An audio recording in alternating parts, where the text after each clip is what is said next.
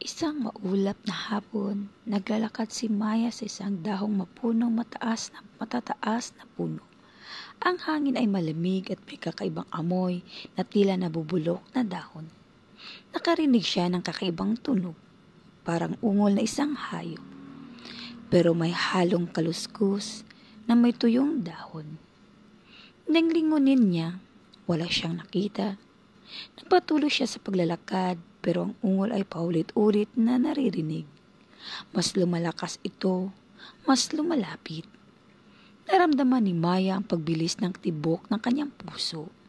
Nilingon niya ulit pero wala pa rin. Nangangatog na siya sa takot.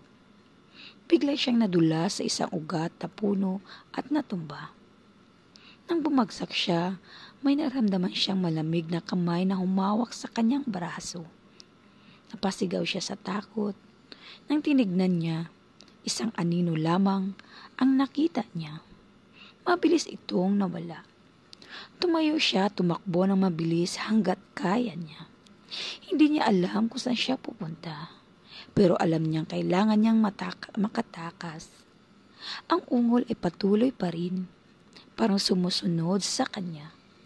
Pagdating niya sa isang maliit na kubo, pumasok siya at nagtago. Hinihingal siya at nanginginig. Nang sumilip siya sa bintana, wala na ang anino. Tahimik na ang paligid. Lumabas siya ng kubo at nagpatuloy sa paglalakad. Pagdating niya sa bayan, wala na siyang narinig na ungol. Normal na ang lahat. Pero habang naglakad siya pauwi, may narinig siyang bulong sa kanyang tenga. Salamat. Maya's heartbeat quickened. She looked around, but there was nothing there. She continued walking, to whisper echoing in her mind.